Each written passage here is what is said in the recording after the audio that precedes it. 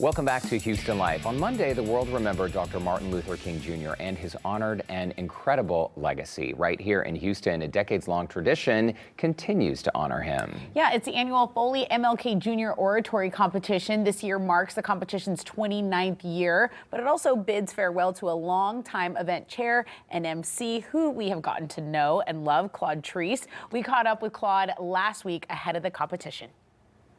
29 years of a beautiful competition. Before we get into that, how are you feeling?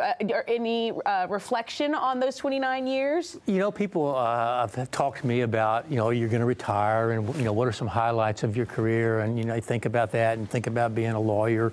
But then I think about the MLK event.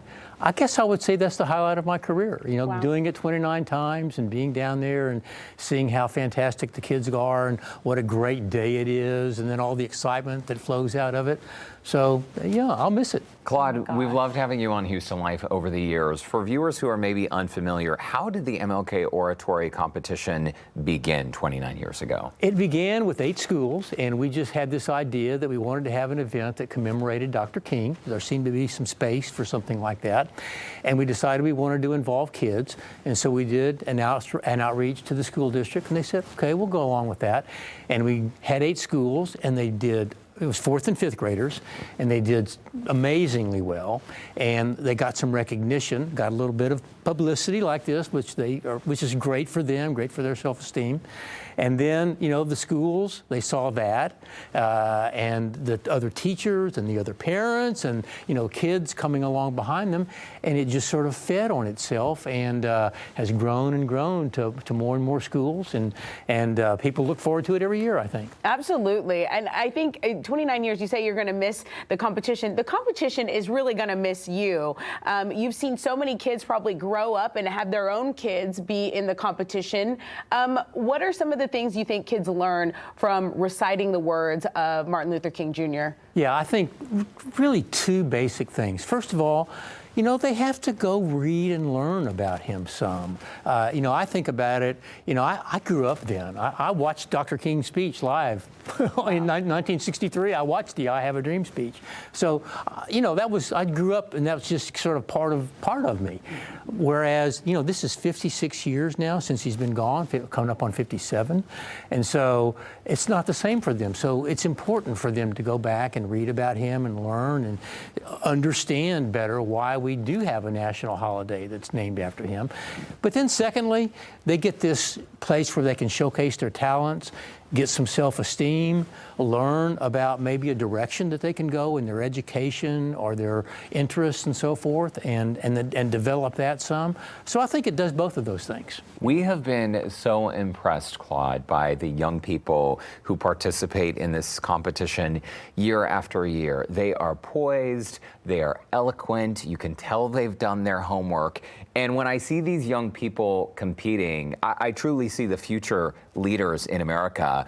The judges have their work really cut out for them. And I don't envy these judges because it must be tough for them to choose a winner from a very qualified, talented group of young people. No doubt about it. And each year, I'm just glad that I don't have to do it. And they go back and they deliberate. And sometimes we have to go bang on the door. Hey, you've been back there 20 minutes, 30 minutes. we've got a church full of people. We need to announce the winner here. But it's hard. And so they're being very careful about it and thinking about, the content is very important, and then the delivery and the presentation and so forth. And so they're thinking about all that and really wanting to get it right. And it's difficult to do. Right. As someone who's been intertwined in this competition, what advice do you have for the person who is your successor, the person who's going to come after you and, try to fill those big shoes? Oh, he doesn't need any advice from me. He'll do great, but just be passionate about it. And he is. Scott Ellis is his name. He's the managing partner of our Houston office. And he cares very much about this event, just like I do. And I think if you do, then everything else will just flow from that.